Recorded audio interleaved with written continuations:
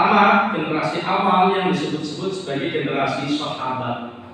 Nah, sebelumnya kita perlu perjelas dulu siapa itu sahabat. Para ulama itu menjelaskan bahwa seseorang dimasukkan ke dalam kelompok sahabat kalau terpenuhi 3 kriteria atau 3 syarat.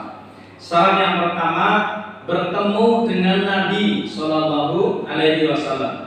Jadi seseorang kalau bertemu dengan Nabi itu sudah masuk syarat pertama, terpenuhi syarat pertama, dia generasi sahabat.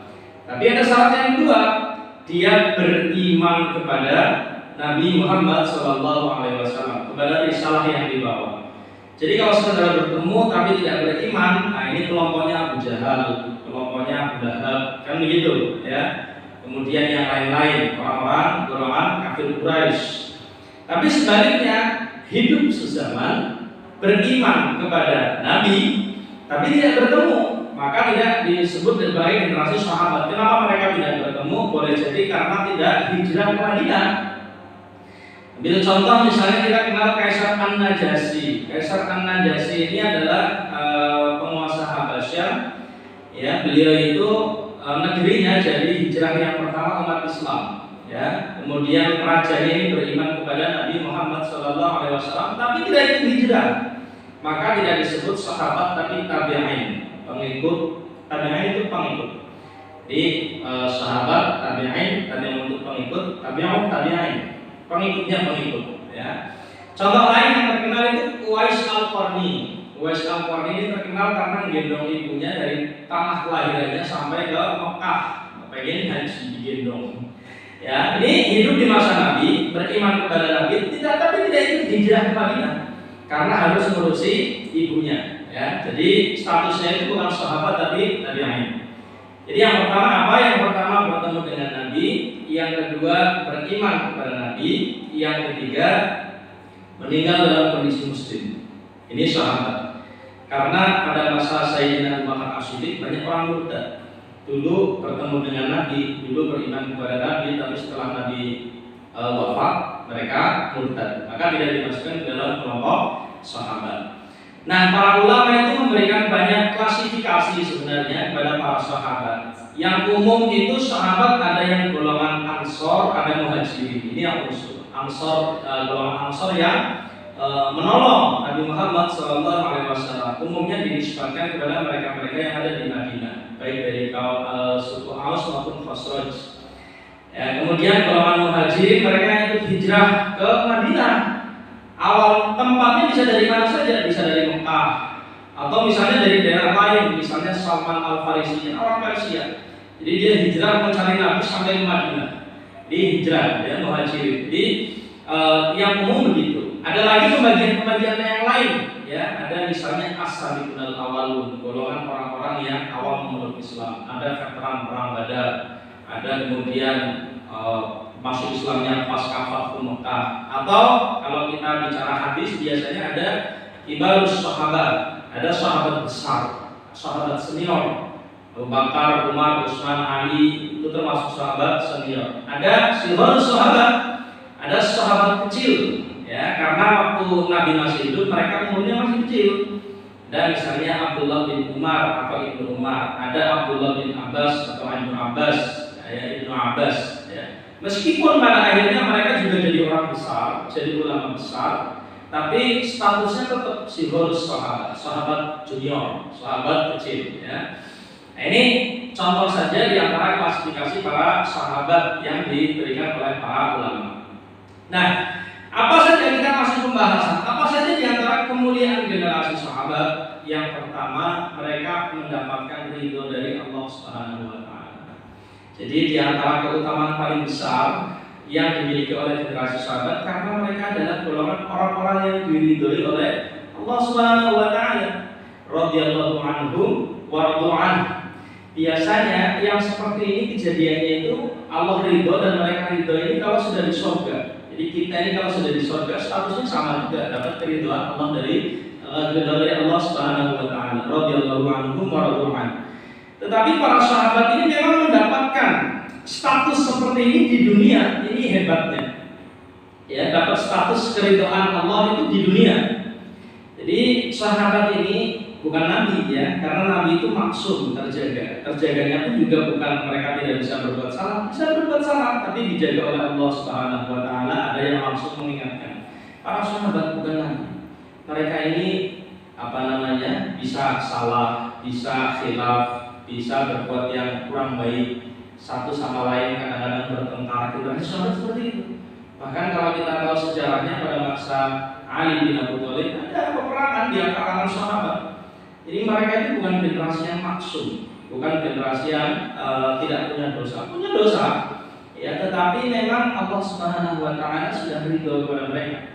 Ya, jadi ini sekaligus jadi cermin buat kita. Ya, boleh jadi di kalangan orang-orang soleh, di kalangan para ahli ilmu, bukan berarti suasananya ayem. Ya, kadang-kadang ya ada lah masalah-masalah. Ya, bisa karena urusan dunia, utang piutang misalnya. Karena sahabat dulu juga ada yang diadukan kepada Nabi gara-gara utang nggak bayar-bayar itu ada.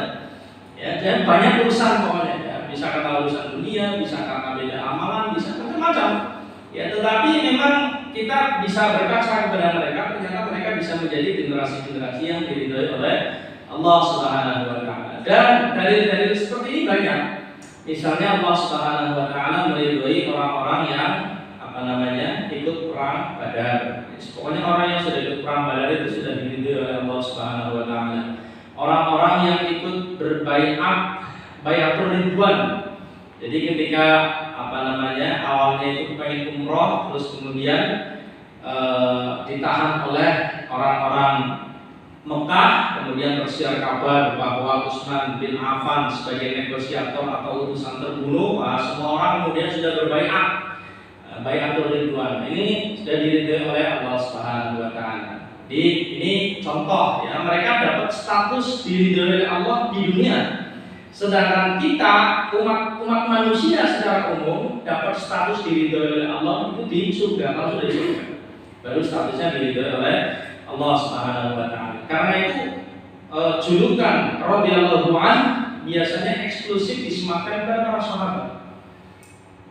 Sayyidina Abu Bakar As-Siddiq radhiyallahu an, Sayyidina Umar bin Khattab radhiyallahu an, Aisyah ummul mukminin radhiyallahu an, kan begitu. Ya, jadi khusus kepada generasi sahabat, tidak kepada generasi-generasi di luar itu. Ini yang pertama, dapat keridhaan dari Allah Subhanahu Wa Taala. Yang kedua, bahwa generasi sahabat sebagian besar mereka itu sudah dapat kabar gembira berupa surga. Kabar gembira berupa surga. Jadi Nabi Muhammad SAW ini kan salah satunya itu memberikan kabar gembira dan peringatan, basyira wa nadhira. Ya. Inna arsalnaka syahida wa mubasyira wa nadhira. Ya, sesungguhnya kami mengutus engkau Muhammad ya, syahidah sebagai saksi, wa mubasyira memberi kabar gembira, wa nadhira memberi peringatan. Kabar gembira yang diberikan oleh Nabi itu tentunya banyak. Ada bisa berupa pahala, amal seperti ini pahalanya ini, amal begini pahalanya ini, amal begini pahalanya besar, amal begini timbangannya berat. Itu kabar gembira. Ada kabar gembira berupa ampunan. Oh, kamu dosamu begitu sudah diampuni oleh Allah Subhanahu Wa Taala. Begini sudah diampuni. Oh, itu kabar gembira. Ya, kita dapat kabar kamu utangnya dilunasi, itu sudah senang banget. Apalagi kabar gembira dosamu sudah diampuni, kan begitu. Kemudian ada lagi kabar gembira berupa kelak nanti hisabnya akan diringankan, itu kabar gembira. Kabar gembira bahwa nanti di akhirat akan ada syafaat dari Nabi Muhammad SAW, kabar gembira. Termasuk kabar gembira berupa surga. Secara umum umat Islam juga dapat kabar seperti itu. Ya, secara umum kita itu umat Islam dapat kabar seperti itu. Ya, bahwa kita ini kelak insya Allah akan masuk ke dalam surga. Orang-orang yang di akhir hidupnya bisa mengucapkan kalimat la ilaha illallah, maka akhiru kalamihi la ilaha illallah dakhala jannah. Hadisnya begitu. Barang siapa yang akhir hidupnya ini bisa mengucapkan kalimat tauhid la ilaha illallah, maka dia masuk surga. Ini kabar gembira secara umum. Tapi para sahabat itu dapat kabar gembira berupa surga itu secara khusus. Nama-namanya itu sudah disebut. Misalnya kita kenal asalkum fil jannah, Abu Bakar fil jannah, wa Umar fil jannah, wa Utsman fil jannah, wa Ali fil jannah. Bayangkan ya, namanya langsung disebut masih hidup di dunia dikabarkan sudah masuk surga. Ada 10 orang sahabat yang dikabarkan masuk surga. Betapa senang rasanya mereka itu. Ya. Kemudian ada lagi apakah cuma 10? Tidak. Ya, kita mengenal misalnya ada Hamzah pamannya Nabi wafat syahid ya di medan Uhud, ya disebut-sebut sebagai pemimpin para syuhada di surga. Kemudian ada keluarga Sumayyah, ya keluarga Sumayyah dikabarkan oleh Rasulullah di surga. Kemudian ada siapa lagi? Khadijah, Ummul Mukminin yang pertama dikabarkan sudah dibuatkan tempat di surga, ya dibuatkan istana di surga. Kemudian ada lagi misalnya para veteran perang Badar tidak akan masuk neraka. Padahal veteran perang Badar disebut-sebut 300-an, ya 313, sekitar itu 300-an orang disebut-sebut tidak akan masuk neraka. Kemudian ada orang-orang yang ikut Hudaybiyah tidak akan masuk neraka, ya dan banyak yang kabar-kabar termasuk cucunya Nabi ada Hasan dan Husain, ya syababu ahli jannah. Mereka itu pemimpinnya para pemuda di surga. Jadi sahabat ini dapat kabar gembira berupa surga, namanya langsung disebut. Dan urusan-urusan seperti ini adalah perkara gaib yang harus ketika kita berbicara itu harus ada dasarnya. Ya mohon maaf ya, kadang-kadang kita mengenal ada orang-orang yang mungkin agak berlebihan. Ya mereka membicarakan tentang orang soleh, tentang para ulama, syekh, ya. Tetapi kemudian seolah-olah sudah memastikan mereka di surga, gitu ya. Ini tidak boleh, ya tidak boleh. Sungguh pun ya kita yakin amalnya banyak. Yang bisa kita lakukan kita menduga atau mendoakan moga-moga mereka masuk ke dalam surga. Tapi memastikan ini di surga, dia syekh ini di surga, ini tidak boleh. Ya, itu harus ada dalil, sebagaimana dalil yang disampaikan oleh Nabi Abu Bakar fil jannah, Umar fil jannah, Utsman fil jannah. Tapi gitu ya. Dan banyak lagi sahabat-sahabat yang lain. Ini yang kedua, ini tentang kemuliaan generasi sahabat. Kemudian yang ketiga disebut-sebut sebagai generasi yang terbaik. Jadi para sahabat itu disebut-sebut sebagai generasi yang terbaik. Kuntum khairu ummah ukhrijat lin-nas ta'muruna bil ma'ruf wa tanhauna 'anil munkar wa tu'minuna billah. Kuntum khairu ummah, kalian umat yang terbaik. Para ulama ahli tafsir menjelaskan yang dimaksud kalian ini adalah umat Islam generasi sahabat. Umat Islam generasi sahabat yang disebut langsung dengan kuntum khairu ummah. Ya, maka kita berupaya bagaimana caranya supaya bisa meniru mereka, generasi terbaik kita. Ada lagi misalnya ayat dalil-dalil yang lain kita mengenal khairul quruni qarni, tsumma alladziina yalunahum, tsumma alladziina yalunahum. Sebaik-baik kurun waktu, sebaik-baik masa adalah masaku. Atau dalam riwayat yang lain, khairun nasi qarni, sebaik-baik manusia adalah di masaku. Maksudnya apa? Masanya Nabi dan para sahabat.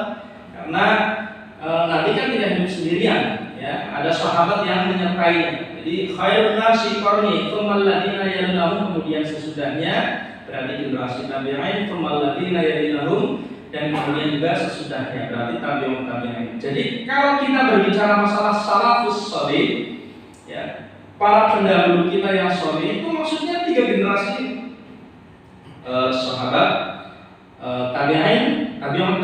Itu yang dimaksud salafus shalih. Ya. Nah, di luar itu statusnya khalaf, generasi khalaf, ya, bukan lagi generasi salaf. Nah, ini penegasan dari Nabi bahwa sahabat itu adalah generasi yang terbaik. Ya. Kemudian ada muncul pembahasan, kenapa kemudian mereka disebut generasi terbaik? Ya banyak, karena mereka menyertai Nabi. Ya, mereka bertemu dengan Nabi kemudian beriman kepada Nabi. Ya. Mungkin kita sekarang ini juga berpikir kalau kita hidup di masa lalu boleh jadi kita pun beriman, belum tentu. Ya, karena dulu pun banyak orang-orang yang menyaksikan mukjizatnya Nabi tapi mereka tidak beriman. Punya banyak kepentingan yang menyaksikan bagaimana Nabi tapi tidak beriman, bahkan memusuhi. Jadi kadang-kadang ada orang berangan-angan begitu, padahal kalau kita hidup di masa itu belum tentu. Sama ya sebagaimana kalau kita hidup di masanya Nabi Musa, ya belum tentu kita jadi pengikutnya Nabi Musa, mungkin jadi pengikutnya Firaun juga malah. Ini contoh sederhana ya. Karena mereka bertemu kepada Nabi, beriman kepada Nabi, mengambil ilmu dari Nabi. Ya, mereka mengambil ilmu dari Nabi, baik ilmunya disampaikan dalam majelis taklim di Masjid Nabawi maupun ketika sedang safar bersama Nabi atau sedang berjihad bersama Nabi, mereka meriwayatkan dari Nabi. Jadi ucapan-ucapan Nabi itu diriwayatkan oleh para sahabat. Karena itu kalau kita dengar hadis itu biasanya muncul perawi yang pertama, an Abi Hurairah, an Umar bin Khattab, ya, an Aisyah. Ya, jadi ini generasi sahabat perawi yang pertama. Ya, dan mereka adalah orang-orang yang terdahulu dalam amal, ya, terdepan dalam amal. Jadi ketika Nabi mengatakan puasa, puasa. Ketika Nabi mengatakan itu harta disedekahkan, sedekahkan. Ketika Nabi bilang ayo kita besok perang, perang. Pokoknya apa saja sami'na wa ata'na. Ini adalah generasinya sahabat. Mereka paling takut kepada neraka. Jadi ini diantara contoh tentang bentuk-bentuk kemuliaan generasi sahabat. Mereka kenapa kemudian mereka menjadi generasi yang terbaik? Karena mereka adalah orang-orang yang paling tinggi ilmunya. Bagaimana tidak tinggi? Gurunya langsung adalah Nabi Muhammad SAW. Kemudian paling cepat beramal, paling cinta dengan surga. Dengar kabar bahwa pintu surga lagi dibuka, senangnya minta ampun. Kita ibarat sekarang ini berlomba-lomba nyari tiket. Bagaimana supaya dapat tiket surga? Paling takut dengan neraka, karena itu mereka menjauhi bukan hanya perkara-perkara yang haram, perkara-perkara yang syubhat itu saja dijauhi. Bahkan kadang-kadang sebagian hal-hal yang halal, tapi khawatir kalau nanti bisa nyeret-nyeret kepada urusan yang haram, dijauhi. Ya, jadi levelnya mereka begitu, bukan hanya perkara yang haram, ya, yang makruh dijauhi, yang halal pun kadang-kadang sebagiannya dijauhi karena khawatir bisa menyeret kepada yang haram. Nah ini tentang kemuliaan mereka. Insya Allah nanti dalam pertemuan-pertemuan mendatang kita akan kupas, ya, mungkin dalam momen sholat tarawih atau subuh seperti ini kita akan coba kupas tentang generasi sahabat. Ya, kita awali tentu saja dengan khulafaur rasyidin. Kemudian nanti jika memang waktunya masih ada, masih beberapa kali pertemuan, kita lanjutkan pada yang lain-lain. Moga-moga bermanfaat. Ada kurang lebihnya mohon maaf. Billahi taufiq wal hidayah. Assalamualaikum warahmatullahi wabarakatuh.